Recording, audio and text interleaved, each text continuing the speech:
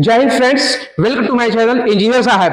जैसे कि हम लोगों ने ये एक जॉब का सीरीज स्टार्ट किया हुआ है, उसके अंतर्गत एक बहुत ही शानदार इंडियन रेलवे की तरफ से वैकेंसी निकल कर आई हुई है, जिसका CEN 022//2025 रहने वाला है। इसमें टोटल 6238 वैकेंसी निकल कर आई हुई है, जिसमें जो कि आपका लेवल 5 और लेवल 2 का जॉब टेक्नीशियन का पोस्ट रहने वाला है। और इसमें इंजीनियरिंग ग्रेजुएट, डिप्लोमा और ITI पास ऑलमोस्ट सभी कैंडिडेट एलिजिबल होने वाले हैं। ये BE बीटेक, डिप्लोमा और ITI वालों के लिए बहुत शानदार वैकेंसी होने वाली है, जो कि इंडियन रेलवे की तरफ से, गवर्नमेंट ऑफ इंडिया की तरफ से निकल कर आई हुई है। जितने भी कैंडिडेट हैं, जितने भी लोग हैं, इसमें मैक्सिमम लोग जो है कवर हो जाएंगे। इसमें मैक्सिमम लोग इस फॉर्म को अप्लाई कर पाएंगी, जो कि टोटल 6238 वैकेंसी रेलवे ने जारी की है। इंडियन रेलवे ने पोस्ट आपका जो है टेक्नीशियन का रहने वाला है, जिसे जो कि दो कैटेगरी का होने वाला है, कैटेगरी 1 एंड कैटेगरी 2, जिसको हम लोग बोलेंगे technician grade 1 and technician grade 2। तो जहां तक टेक्नीशियन ग्रेड 1 का बात है, तो इसमें टोटल 183 वैकेंसी रहने वाला है, और टेक्नीशियन ग्रेड 2 में टोटल 6055 6055 वैकेंसी रहने वाला है। ये जो है आपका परमानेंट सेंट्रल गवर्नमेंट का जॉब रहने वाला है, गवर्नमेंट ऑफ इंडिया का जॉब रहने वाला है, जो कि बहुत ही शानदार, बहुत ही रॉयल जॉब रहने वाला है। और इसमें आपको बहुत ही रॉयल सैलरी देखने को मिलेगी। ओके, ग्रेड 1 में आपका जो इसका बेसिक जो पे रहने वाला है, ग्रेड 1 टेक्नीशियन, जो कि इसमें टोटल जो बेसिक पे होगा 19,900 रहने वाला है। और ग्रेड 3 का जो ग्रेड थ्री का जो है उसका जो बेसिक पे है 19,900 रहने वाला है। और ग्रेड 1 टेक्नीशियन ग्रेड 1 में जो है 29,200 का जो ग्रेड पे आपका बेसिक रहने वाला है। ओके, तो ये रहा बेसिक आपका, जो कि लगभग इन हैंड जो कि 7वां पे कमीशन है, उसके अकॉर्डिंग लगभग आपका बहुत ही अच्छा सैलरी और बहुत सारा हैंडसम सैलरी आपको देखने को इसमें मिलेगा। जो कि टेक्नीशियन ग्रेड 3 जिसका बेसिक 19,900 है, उसका लगभग आप जस्ट डबल मान लीजिए, अदर जो भी बेनिफिट उसमें मिलता है उसको ऐड करके आपको लगभग उसमें 40,000 सैलरी देखने को मिलेगा। और जो ग्रेड 1 का जो टेक्नीशियन ग्रेड 1 का जो वैकेंसी है, अगर उसमें बात किया जाए, तो 7वां पे कमीशन के अकॉर्डिंग आपको इसमें लगभग 55 से 60,000 रुपए सैलरी देखने को मिल सकता है। और सैलरी जो है और भी बहुत सारे पैरामीटर पर डिपेंड करते हैं। बहुत सारे अलग अलग सिटीज के अलग अलग जो है DA होते हैं और TA होते हैं, उसके अकॉर्डिंग आपको ये सैलरी थोड़ा बहुत वेरी कर सकता है। तो चलिए इस वैकेंसी के बारे में हम लोग थोड़ा डिटेल में स्टेप वाइज, इसमें जो भी पैरामीटर्स है, like eligibility criteria, age, application fee, application process, selection methodology, selection कैसे होगा, एग्जाम पैटर्न, और जो इसका जो है सिलेक्शन टिप्स, इसमें हम लोग सिलेक्शन आसानी से कैसे ले पाएंगे, इन सारे बातों पर हम लोग स्टेप वाइज डिस्कस करने वाले हैं। तो चलिए बिना देरी किए हम इस वीडियो को आगे बढ़ाते हैं, कंटिन्यू करते हैं। तो फर्स्ट ऑफ ऑल हम लोग एज के बारे में डिस्कस कर लेते हैं।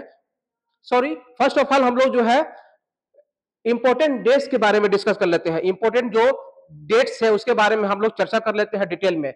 देखिए, ये जो फॉर्म है ऑलरेडी 28 जून 2025, 28 जून 2025 से स्टार्ट हो चुका है, इसका ऑनलाइन स्टार्ट हो चुका है। और ये है टोटल आपको 28 जुलाई 2025, 28 जुलाई 2025 तक आप इस फॉर्म को रात्रि के 11:59 तक आप इसको अप्लाई कर पाएंगे। ये रहा आपका एप्लीकेशन का स्टार्टिंग और एंडिंग डेट। और फिर जो है आपका जो इसका जो फी पेमेंट करने का जो लास्ट डेट है, वो आपका 30 जुलाई 2025 रहने वाला है। ओके, ये बात को आप जो है ध्यान रखेंगे। अगर आपका कोई भी मिस्टेक हो जाता है, कोई भी एरर हो जाता है, तो आप अपने फॉर्म को एडिट कर सकते हैं, जो कि एडिट का जो है डेट रहेगा, ये रेलवे की तरफ से RRB ने इसके लिए डेट रखा है 1 अगस्त से 10 अगस्त तक आप इस काम को कर सकते हैं 2025। ओके, ध्यान रहे इंपॉर्टेंट डेट को आप जो है भली भांति नोट कर लीजिए। ओके, चलिए नेक्स्ट जो है हम लोग जो है दूसरे पॉइंट एलिजिबिलिटी क्राइटेरिया के बारे में डिस्कस कर लेते हैं। इसमें एलिजिबिलिटी क्या रहने वाला है, इसमें जो है क्या क्या पात्रता होने वाली है, कौन लोग इसमें अप्लाई कर पाएंगे। ओके, तो इस एलिजिबिलिटी क्राइटेरिया के बेस पे हम लोग दो पॉइंट पर डिस्कस करेंगे। पहला एज, आयु सीमा क्या है, और दूसरा जो है हम लोग एजुकेशनल क्वालिफिकेशन, इसमें शैक्षणिक योग्यता क्या है। कौन से शैक्षणिक योग्यता, कौन सा एजुकेशनल क्वालिफिकेशन रखने वाले लोग इस इंडियन रेलवे के टेक्नीशियन ग्रेड 1 और टेक्नीशियन ग्रेड 2 के वैकेंसी को अप्लाई कर सकते हैं। तो देखिए, फर्स्ट ऑफ ऑल हम लोग एज के बारे में डिस्कस कर लेते हैं।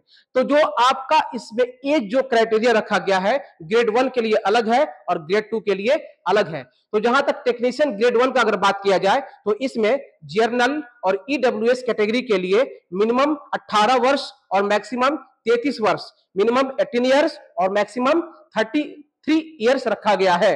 ओके, अगर वहीं टेक्नीशियन ग्रेड 3 का बात किया जाए तो इसमें जो है मिनिमम एज 18 ईयर रखा गया है और मैक्सिमम एज जो है 30 ईयर रखा गया है। याद रखिए, जो टेक्नीशियन ग्रेड 3 में मिनिमम एज 18 वर्ष और मैक्सिमम एज जो है 30 वर्ष रखा गया है। इसमें जो है आपको सेंट्रल गवर्नमेंट के एज रिलैक्सेशन पॉलिसी भी के अकॉर्डिंग आपको एज में छूट देखने को मिल जाएगा, आपको एज में छूट मिल जाएगा। जो कैंडिडेट ओबीसी से बिलोंग करेंगे उन्हें एज में 3 वर्ष का ग्रेस मिलेगा और जो कैंडिडेट एससी या एसटी से बिलोंग करते हैं उन्हें एज में 5 वर्ष का छूट रखा गया है इसमें। और जो पीडब्ल्यूडी से बिलोंग करते हैं उनके एज में 10 वर्ष का रिलैक्सेशन दिया गया है। एक बात यहां पर आपको एज के इस स्टेप्स में मैं आपको क्लियर कर देना चाहता हूं, जो भी आपका एज का कैलकुलेशन होगा वो एज ऑन 1 जुलाई 2025, 1 जुलाई 2025 से अकॉर्डिंग आपको काउंट किया जाएगा, ध्यान रहे। ओके, चलिए इस एलिजिबिलिटी क्राइटेरिया के अंतर्गत हम लोग दूसरे पॉइंट जो कि एजुकेशनल क्वालिफिकेशन, शैक्षणिक योग्यता, शैक्षणिक पात्रता के बारे में डिस्कस कर लेते हैं। तो देखिए, ग्रेड 1 और ग्रेड 3 के लिए अलग अलग जो है शैक्षणिक योग्यता रखी गई है। अगर हम लोग first of all technician grade 1 के बारे में अगर बात कर ले तो इसमें जिन्होंने भी ग्रेजुएशन मतलब बीएससी फिजिक्स में कर रखा है या एलाइड या कॉम्बिनेशन ऑफ फिजिक्स ग्रुप से 3 वर्षीय ग्रेजुएशन कर रखा है, या जिन्होंने भी बीई बीटेक या डिप्लोमा 3 वर्षीय डिप्लोमा कर रखा है, कौन कौन से ट्रेड में, तो जिन्होंने भी डिप्लोमा या BE BTech electronics, computer science and engineering, information technology और इंस्ट्रूमेंटेशन इंजीनियरिंग, इस ट्रेड में या इससे रिलेटेड कॉम्बिनेशन ट्रेड और एलाइड ट्रेड में डिप्लोमा 3 वर्षीय डिप्लोमा या बीई बीटेक कर रखा है, तो जो है वो टेक्नीशियन ग्रेड 1 के लिए एलिजिबल है।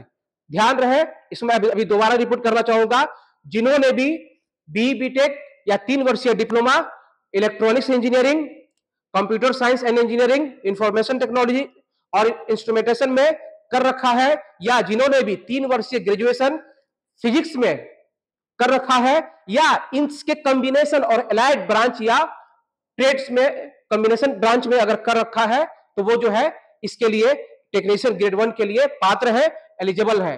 फॉर एग्जांपल, इलेक्ट्रॉनिक्स में अगर किसी ने इलेक्ट्रॉनिक्स एंड कम्युनिकेशन इंजीनियरिंग, या किसी ने इलेक्ट्रॉनिक्स एंड टेलीकम्युनिकेशन, या किसी ने इलेक्ट्रिकल एंड इलेक्ट्रॉनिक्स इंजीनियरिंग, तो अगर ये सब कॉम्बिनेशन ब्रांच है इंजीनियरिंग में इलेक्ट्रॉनिक्स ब्रांच के, तो इस फील्ड में अगर कर रखा है, या किसी ने इंस्ट्रूमेंटेशन में कॉम्बिनेशन में कर रखा है, तो इस तरह से बहुत सारे एलाइड और कॉम्बिनेशन वाले ब्रांच होते हैं, तो वो लोग सारे टेक्नीशियन ग्रेड 1 के लिए एलिजिबल है, उसके पात्र हैं। तो चलिए नेक्स्ट जो है हम लोग डिस्कस कर लेते हैं टेक्नीशियन ग्रेड 3 के बारे में। तो देखिए, इसमें मैं आपको डिटेल में कुछ इस वीडियो के अंत में हम लोग डिस्कस करेंगे सारे ब्रांच के अलग अलग जो टेक्नीशियन ग्रेड 3 का जो पोस्ट है और उसके लिए एलिजिबल आईटीआई क्वालिफिकेशन है, तो उसको हम लोग इस वीडियो के अंतिम फेज में डिस्कस करेंगे। लेकिन ओवरऑल मैं आपको यहाँ कनुग्लू जो टेक्नीशियन ग्रेड 3 का जो पोस्ट है उसमें आईटीआई के लगभग सारे ट्रेड, जो भी इंजीनियरिंग ट्रेड है, ऑलमोस्ट 99% इंजीनियरिंग ट्रेड इसमें एलिजिबल है, वो कहीं ना कहीं अप्लाई कर पाएंगे, किसी ना किसी के पोस्ट में, एक या एक से अधिक पोस्ट में वो अप्लाई कर पाएंगे, उसके लिए एलिजिबल है। तो ये रहा आपका। एक और मैं आपको बता दूं कि इस वैकेंसी में अपियरिंग स्टूडेंट जो है एलिजिबल नहीं पाएंगे, जो लास्ट ईयर में है या लास्ट सेमेस्टर में है, नहीं हो पाएंगे, ध्यान रहे। हाँ, लेकिन जिनका रिजल्ट, अगर आपका रिजल्ट 28 जुलाई 2025 तक जारी हो जाता है, रिलीज हो जाता है, पब्लिश हो जाता है, तो आप इस वैकेंसी को अप्लाई कर पाएंगे। लेकिन जिसका 28 जुलाई 2025 तक फाइनल रिजल्ट नहीं आ पाता है, तो वो इस चीज को इस फॉर्म को अप्लाई नहीं कर पाएंगे। ठीक है, तो ये रहा आपका एलिजिबिलिटी से रिलेटेड एज और एजुकेशनल क्वालिफिकेशन का बारे में कंप्लीट डिटेल। चलिए अगला जो है हम लोग नेक्स्ट डिस्कस कर लेते हैं। एक बात आपको मैं यहाँ पे बता देना चाहता हूँ, बहुत सारे लोगों का कंफ्यूजन रहता है आईटीआई स्टूडेंट का, सर मैं तो एससीबीटी से किया हूँ आईटीआई अपना, तो क्या मैं एलिजिबल हूँ? यस, इस वैकेंसी में आईटीआई जिन्होंने एनसीबीटी या एससीबीटी से कर रखा है वो सारे लोग इसमें एलिजिबल है, कोई दिक्कत कोई परेशानी वाली बात नहीं है। चलिए हम लोग जो है अगला जो है स्टेप, अगला जो इंफॉर्मेशन है वो आपका जो है एप्लीकेशन फी के रिगार्डिंग हम लोग डिस्कस कर लेते हैं कि सर इसमें एप्लीकेशन फी कितना रखा गया है। इसमें कोई ज्यादा टेंशन नहीं लेने वाली बात नहीं है, एप्लीकेशन फी के बारे में एकदम नीट एंड क्लीन एकदम इसमें दिया गया है, इसका जो कितना फी लगने वाला है। देखिए जो भी कैंडिडेट जनरल, ओबीसी या ईडब्ल्यूएस कैटेगरी में कैटेगरी से बिलोंग करते हैं उनके लिए इस एप्लीकेशन के लिए 500 रुपए 500 फी रखा गया है, जो कि रिफंडेबल है। मतलब 500 रुपए आपको एप्लीकेशन के टाइम फी सबमिट करना है, लेकिन जब आप सीबीटी 1 मतलब पहला एग्जाम, एक बार ध्यान रखिएगा यहाँ पे सीबीटी 1 और 2 नहीं है, सिर्फ एक ही एग्जाम है CBT, computer based test, single test. तो अगर आप एग्जाम में बैठ जाते हैं तो आपका 500 में से 400 रुपया आपके उसी खाते में, जिस खाते से आप पेमेंट करेंगे आपके अकाउंट में वापस आ जाएगा एग्जाम देने के बाद। ठीक है, और अगर जो कैंडिडेट अदर देन मतलब जी की जो जनरल, ईडब्ल्यूएस और ओबीसी कैटेगरी से बिलोंग नहीं करते हैं उनके लिए 250 रुपए 250 रुपए एप्लीकेशन फी रखा गया है, और वो जब एग्जाम दे देंगे, एग्जाम में बैठ जाएंगे तो उनका पूरा पैसा 250 रुपए पूरा जो है उनके अकाउंट में वापस आ जाएंगे, जिस अकाउंट से वो एप्लीकेशन करते समय, फॉर्म सबमिट करते समय पेमेंट करेंगे आरआरबी में। ओके, ये बात को एकदम ध्यान रखिएगा, इसमें कोई डाउट नहीं होना चाहिए। देखिए 250 वाले में कौन कौन बिलोंग कर जाएंगे? ऑल फीमेल कैटेगरीज, जितने भी फीमेल्स है उसमें बिलोंग करेंगे 250 वाले में।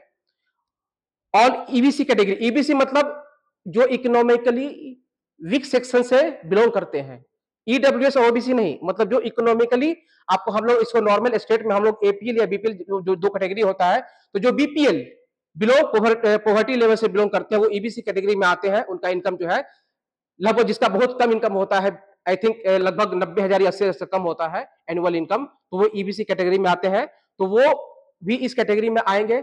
और जो भी एससी एसटी और पीडब्ल्यूडी कैंडिडेट है या एक्स सर्विसमैन कैंडिडेट है वो भी इस कैटेगरी में आएंगे, जिनका एप्लीकेशन भी 250 रुपया लगने वाला है। और इसमें एक और मैं एप्लीकेशन फी में ही मैं डिस्कस कर देता हूं कि सर हम लोग कैसे पेमेंट कैसे करेंगे, इसमें फॉर्म भरते समय पेमेंट कैसे कर पाएंगे एप्लीकेशन के लिए। तो पेमेंट के लिए बहुत सारे मोड अवेलेबल है, आपको इसमें कोई दिक्कत नहीं होने वाली है। आप यूपीआई के माध्यम से, यूपीआई क्यूआर कोड स्कैन करके या इंटरनेट बैंकिंग के थ्रू या डेबिट और क्रेडिट कार्ड के थ्रू भी आप इस एप्लीकेशन फी को आसानी से सबमिट कर सकते हैं, कोई दिक्कत कोई परेशानी वाली बात नहीं होने वाली है। चलिए अगला स्टेप जो है हम लोग इसमें एक और इंफॉर्मेशन आपको मैं दे दूं, इसमें जो है गवर्नमेंट ऑफ इंडिया का जो स्टैंडर्ड रिजर्वेशन पॉलिसी है आपको इसमें देखने को मिलेगा। मतलब ओबीसी वाले को 27%, ईडब्ल्यूएस को 10% और एससी एसटी को 7.5% लगभग उसमें वैकेंसी आपको इसमें देखने को मिलेगा। जो स्टैंडर्ड रोस्टर है, जो भी रूल है उसके अकॉर्डिंग उसमें आरक्षण का लाभ आपको मिल जाने वाला है। चलिए इसमें जो है अगला हम सबसे इंपॉर्टेंट स्टेप सिलेक्शन के प्रोसेस के बारे में थोड़ा शॉर्ट में जान लेते हैं कि सर इसमें सिलेक्शन कैसे होगा। तो देखिए इसमें आपको मैं बता देता हूं, रेलवे के जितने भी अदर वैकेंसीज आते हैं जैसे group D, NTPC, railway JE, okay, या एलपी, तो उसमें दो एग्जाम होते हैं, सीबीटी 1 और सीबीटी 2। लेकिन इस वैकेंसी में जिसका सीईएन नंबर 02/2025 है, इस वैकेंसी में केवल ओनली एक ही एग्जाम होने वाला है, इसको हम लोग बोलेंगे सीबीटी, कंप्यूटर बेस्ड टेस्ट। उसी के बेसिस पे आप जो है शॉर्टलिस्टेड हो जाएंगे फर्दर प्रोसेस के लिए। तो इसमें क्या सिलेक्शन प्रोसेस है, तो पहला आपका जो है एक single only one CBT exam होगा, उसके बेसिस पे आपको शॉर्टलिस्ट किया जाएगा डॉक्यूमेंट वेरिफिकेशन के लिए, डीवी के लिए। और जो लोग डीवी में क्वालिफाई हो जाएंगे उन्हें फाइनल मेडिकल चेकअप के लिए किया जाएगा, और फाइनल मेडिकल चेकअप होने के बाद आपका 1:1 के रेशियो पे, मतलब जितना वैकेंसी है उतना ही रिजल्ट आपको देखने को मिलेगा। आपको जो है नॉर्मलाइजेशन उसके बेसिस पे फाइनल रिजल्ट देखने को मिलेगा। ध्यान रहिए एग्जाम जो होगा बहुत शिफ्ट में होने वाला है, बहुत फेज में होने वाला है। तो आपका इस तरह से जो है ये सिलेक्शन प्रोसेस इसमें रहने वाला है, इसमें कोई आपको डाउट नहीं होना है, इसमें कोई वेटिंग लिस्ट आपको देखने को नहीं मिलेगा। एक जितना सीट है, मतलब आपको टोटल फाइनल में जो है 6238 6238 जो है आपको कैंडिडेट का जो है फाइनल रिजल्ट इसमें देखने को मिलेगा। इस तरह से 3 चरणों में आपका टोटल सिलेक्शन प्रोसेस इसमें कंप्लीट होगा। अगला जो है हम लोग सबसे इंपॉर्टेंट टॉपिक, सर जो कंप्यूटर बेस्ड टेस्ट होने वाला है उसका एग्जाम पैटर्न क्या होगा, सिलेबस क्या होगा, उसका जो है एग्जाम कैसे लिया जाएगा। ये बहुत ही इंपॉर्टेंट स्टेप है जिसके बारे में हम अच्छे से आपको डिस्कस करके इन्फॉर्म करना चाहेंगे। ओके, तो देखिए जो सीबीटी एग्जाम है, जो इस एग्जाम का जो पैटर्न है वो टेक्नीशियन ग्रेड 1 और टेक्नीशियन ग्रेड 2 दोनों का जो पैटर्न, एग्जाम का जो सीबीटी का पैटर्न है वो सेम रहने वाला है। बस उसमें चेंजिंग क्या हो जाएगा, सिलेबस में चेंज हो जाएगा, चेंजिंग हो जाएगा। दोनों का सिलेबस अलग अलग रहने वाला है। तो पैटर्न क्या है, तो सीबीटी टेक्नीशियन ग्रेड 1 और टेक्नीशियन ग्रेड 2 दोनों जो है, दोनों एग्जाम आपका 100 मार्क्स का होगा, जिसमें 100 क्वेश्चन रहेगा और 1/3 नेगेटिव मार्किंग रहेगा। और टोटल ये एग्जाम जो है 90 मिनट मतलब 1 घंटे 30 मिनट का होने वाला है, दोनों का जो सीबीटी एग्जाम होने वाला है।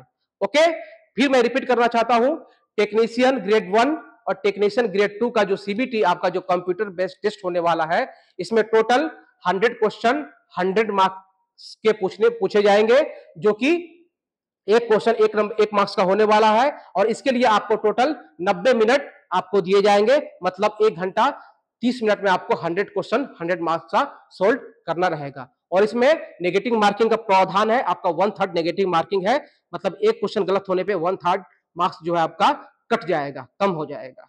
ओके, और दूसरा बात, ये जो है एग्जाम आपका मल्टीपल शिफ्ट और नॉर्मलाइजेशन बेस्ड एग्जाम होगा, मतलब ये मल्टीपल शिफ्ट में होगा, शिफ्ट 1 शिफ्ट 2 शिफ्ट 3, और जो आपका रिजल्ट आएगा वो नॉर्मलाइज करके बनेगा, मतलब सारे शिफ्ट को आपका जो है नंबर नॉर्मलाइज करके फाइनल मार्क्स देकर सीबीटी का जो है रिजल्ट आपको पब्लिश किया जाएगा।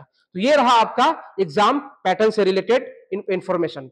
अब देखिए, अब जो है सिलेबस में थोड़ा डिफरेंट है। टेक्नीशियन ग्रेड 1 जिसके लिए डिप्लोमा और बीटेक वाले एलिजिबल है, और टेक्नीशियन ग्रेड 3 जिसके लिए ऑल आईटीआई ट्रेड के लोग एलिजिबल है। इन दोनों का सिलेबस में जो है थोड़ा डिफरेंस है।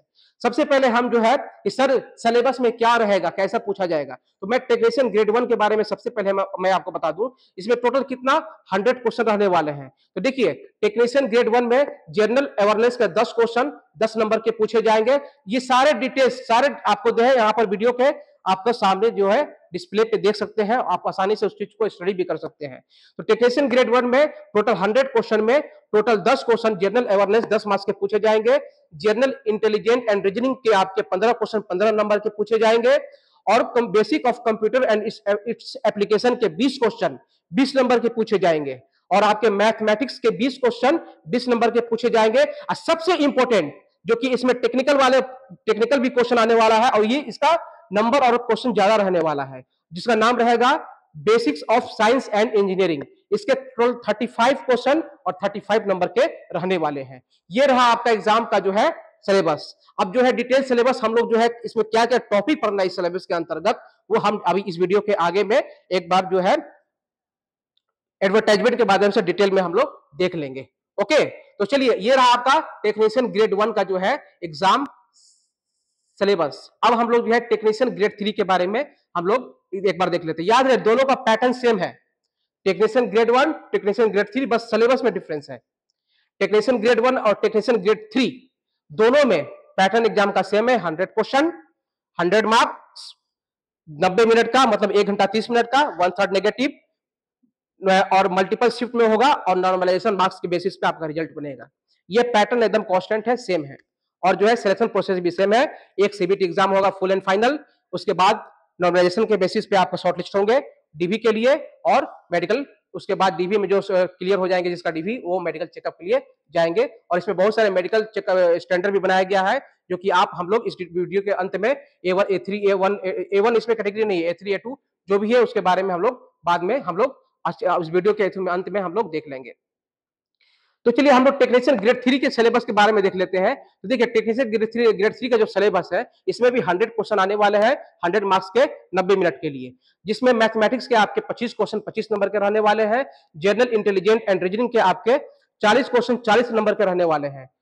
ठीक है, नहीं सॉरी, जनरल इंटेलिजेंस के भी 25 क्वेश्चन आएंगे, मैथमेटिक्स से 25, जनरल इंटेलिजेंस और रीजनिंग के 25, और सबसे ज्यादा जो है आपका बेसिक साइंस, आपका सबसे ज्यादा नंबर आने वाला है जनरल साइंस का 40 क्वेश्चन 40 नंबर का, और जनरल अवेयरनेस का क्वेश्चन रहने वाला है 10 क्वेश्चन 10 नंबर का। इस तरह से जो है आपका सिलेबस रहेगा। ओके, तो चलिए इस तरह से आपका जो है ये आपका एग्जाम जो है पैटर्न है और सिलेबस रहने वाला है। अब देखिए इस फॉर्म को हम लोग अप्लाई कैसे करेंगे। देखिए ये अप्लाई करने का बहुत ही सिंपल प्रोसेस है।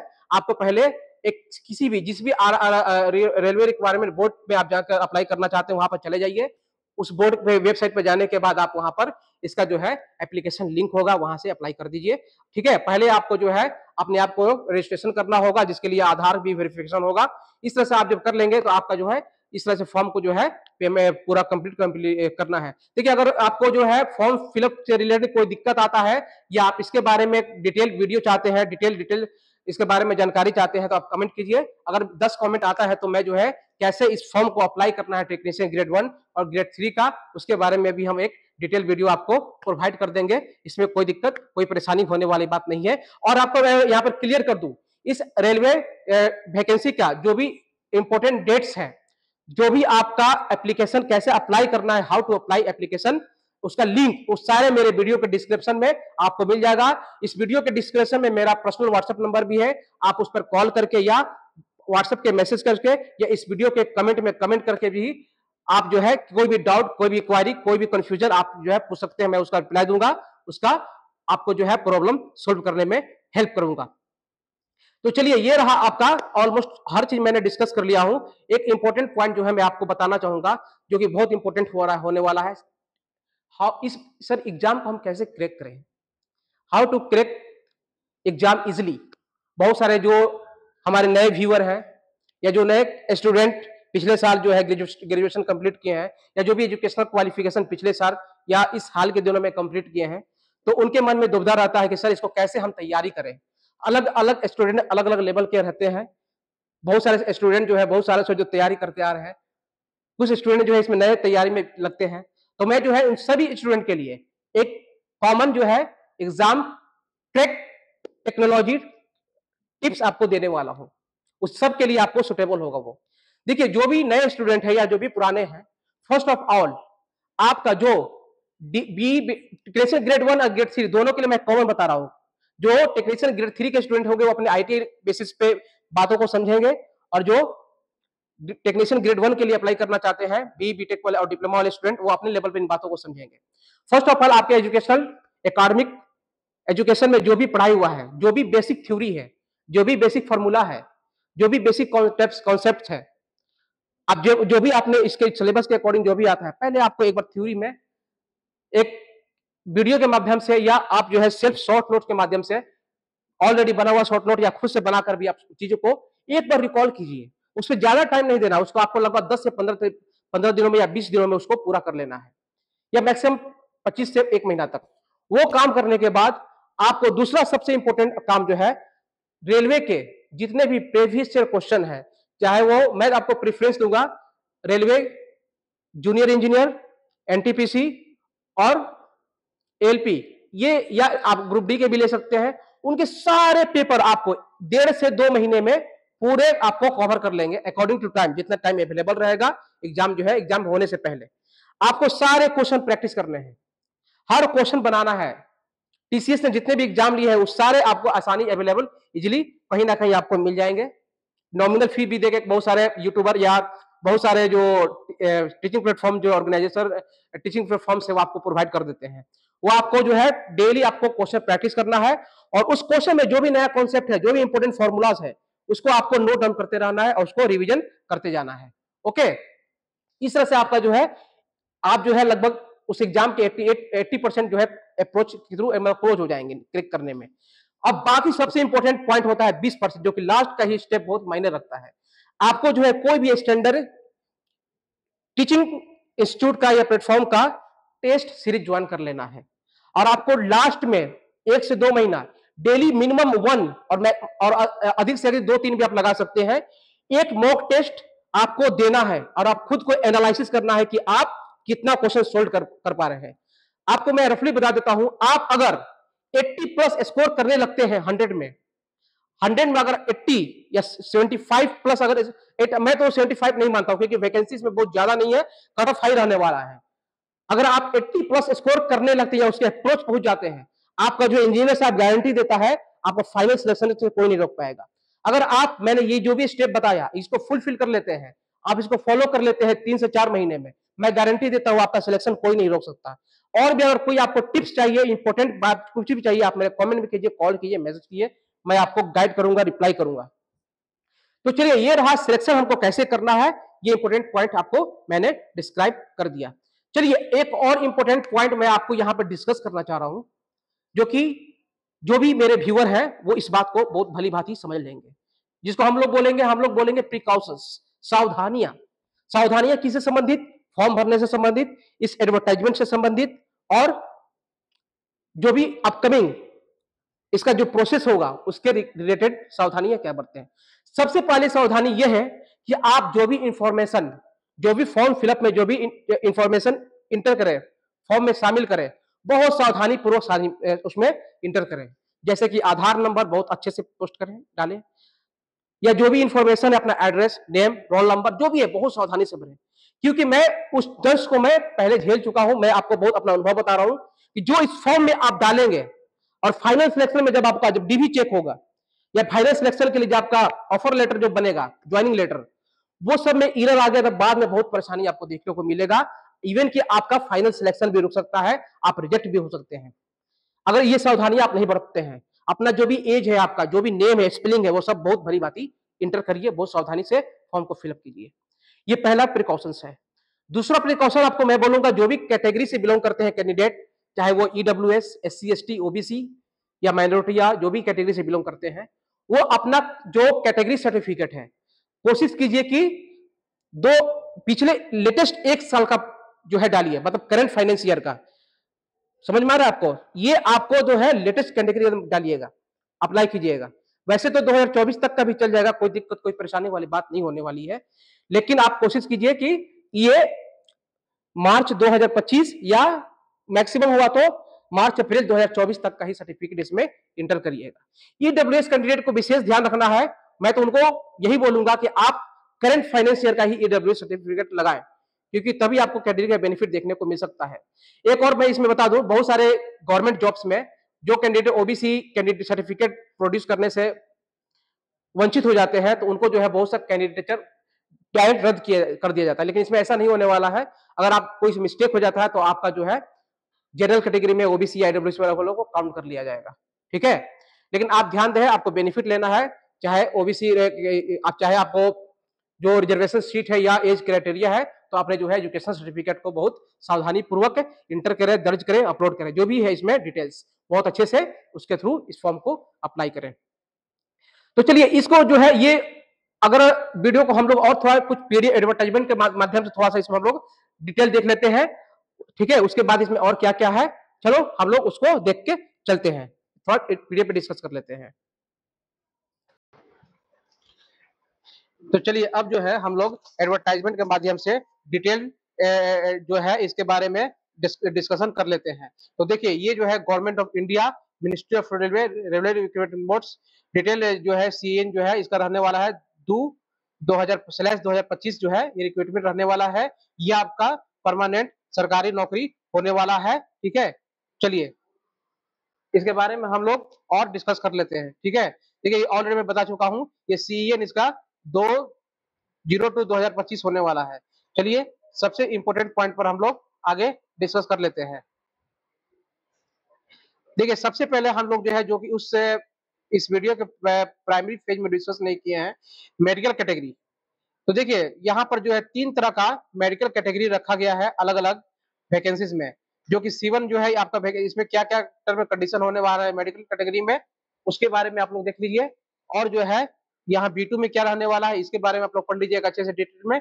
यहाँ पर ये जो है इसका मेडिकल स्टैंडर्ड होने वाला है।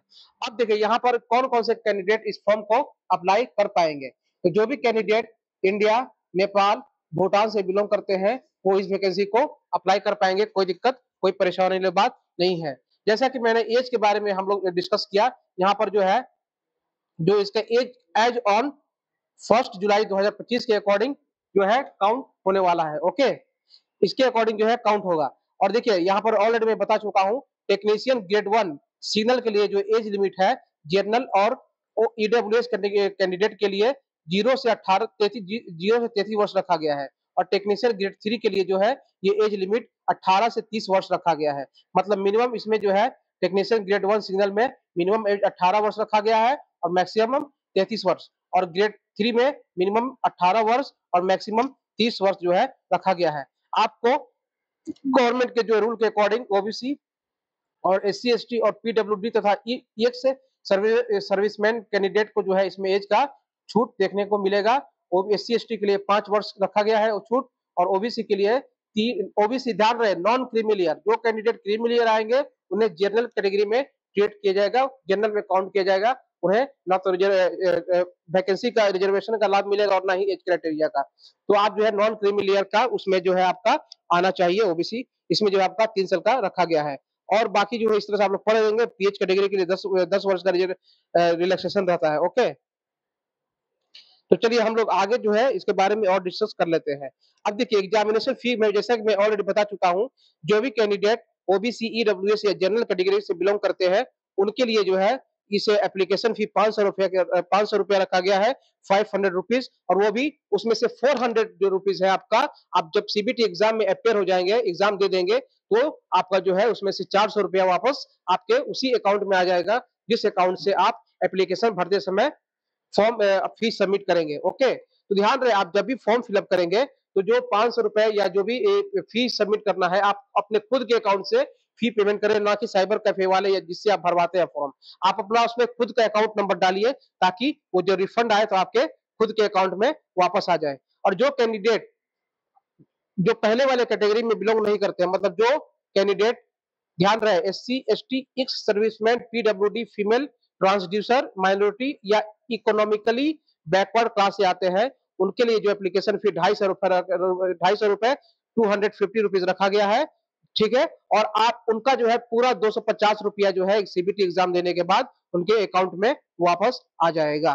तो ये रहा एप्लीकेशन फी के बारे में। एप्लीकेशन फी आप कौन कौन से मोड से, बहुत सारे मोड से एप्लीकेशन फी दे सकते हैं, जैसे कि online fee payment only through internet banking के थ्रू दे सकते हैं, डेबिट कार्ड या क्रेडिट कार्ड के थ्रू भी पेमेंट कर सकते हैं, या यूपीआई के माध्यम से पेमेंट कर सकते हैं। इस तरह से जो भी आप बहुत सारे एप्लीकेशन फी के ऑप्शन है आप उसके थ्रू जो है पेमेंट कर सकते हैं, कोई दिक्कत कोई परेशानी वाली बात नहीं है।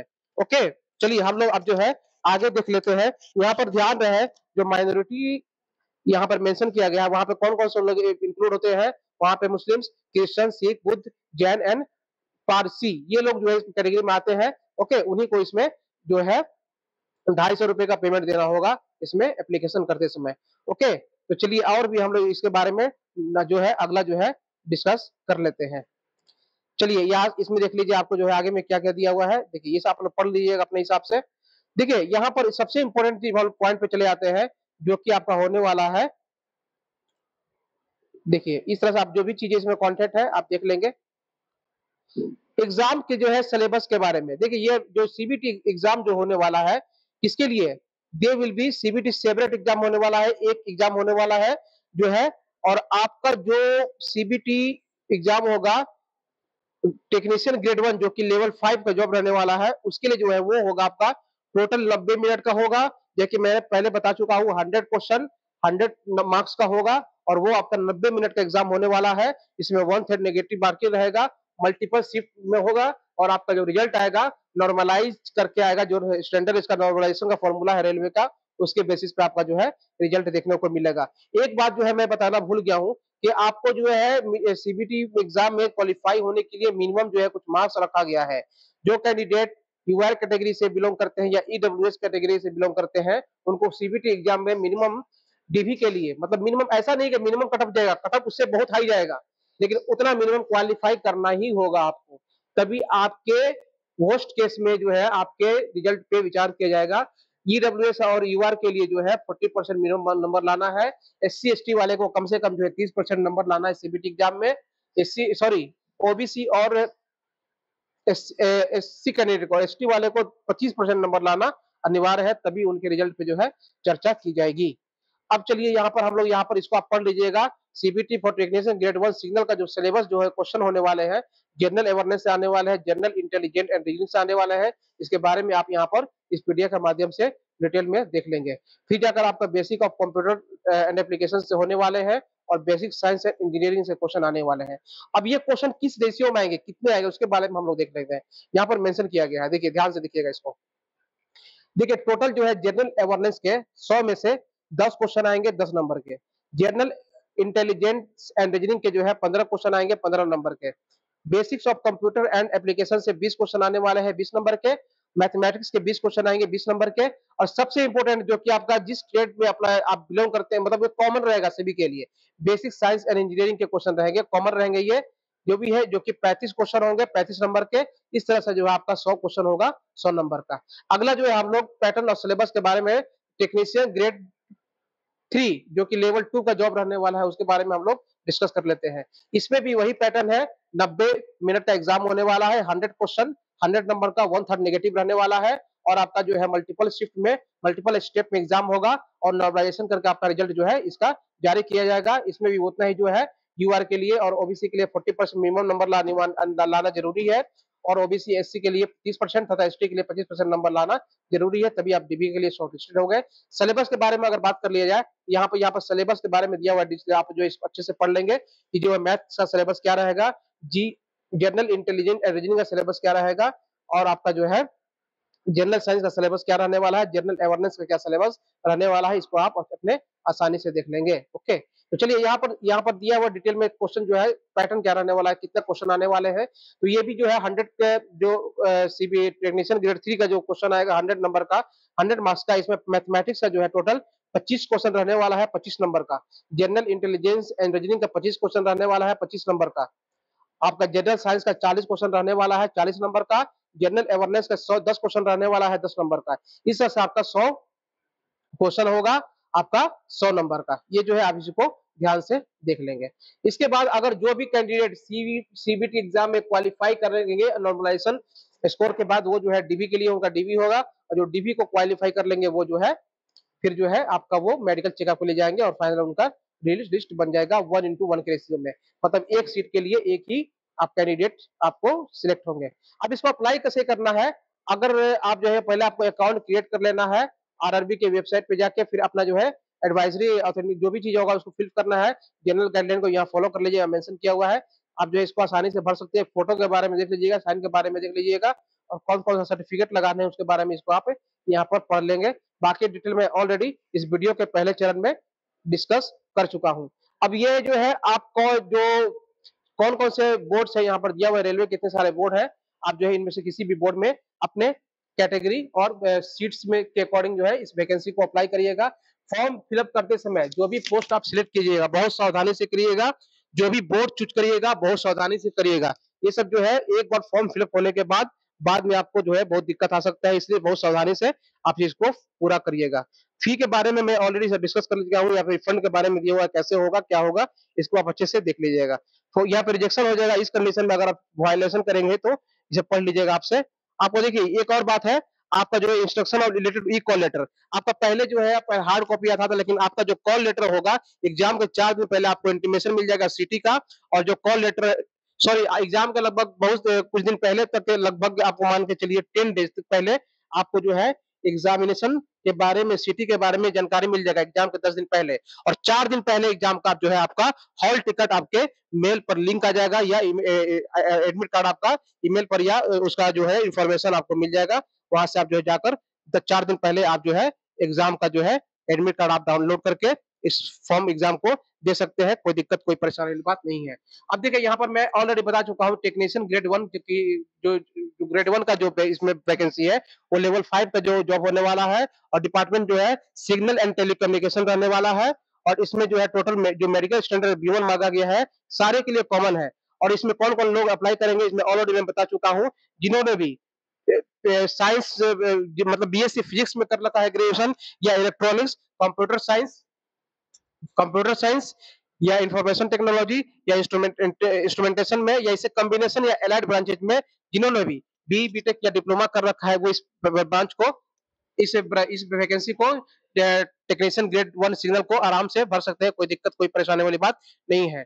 बाकी डिटेल्स जो यहाँ पर जो टेक्नीशियन ग्रेड 3 का जो जॉब रहने वाला है उसके लिए डिफरेंट डिफरेंट पोस्ट के लिए डिफरेंट डिफरेंट आईटीआई ब्रांच को जो है यहाँ पर दिया गया अवेलेबल किया गया है, उसको आप जो है आसानी से देख लीजिएगा, आसानी से डिस्कस कर लीजिएगा, कोई दिक्कत कोई परेशानी वाली बात नहीं है। ओके, यहाँ पे इसको आसानी से आप लोग पढ़ लेंगे, है ना, यहाँ से आपको पूरी जानकारी मिल जाएगी। इसको जो है देखिए, जो भी लिंक एप्लीकेशन लिंक है कैसे अप्लाई करना है, या जो भी डेट्स है, या जो भी इंपॉर्टेंट पॉइंट्स है, आप जो है मेरे वीडियो का डिस्क्रिप्शन में आपको मिल जाएगा, वहां से आप जाकर देख लीजिएगा। अब ये जो है आपका सीट जो है सीट मैट्रिक्स है, कौन से रेलवे रिक्वायरमेंट बोर्ड में ग्रेड 1 का कितना वैकेंसी है, कौन से कैटेगरी का कितना वैकेंसी अवेलेबल है, कौन से जोन में कितना वैकेंसी है, इस रोस्टर को आप जो है पहले डिस्कस कर लेंगे, आज अच्छी से भली बात समझ लेंगे। उसके बाद जो है आप फॉरम में आरआरबी को चूज करेंगे और कहां से अप्लाई करना है, कौन से ग्रेड में अप्लाई करना है आपको, ये इस चीज को देख लेंगे, समझ लेंगे। ठीक है, इसको अच्छे से आप बारीकी से पढ़ लीजिएगा।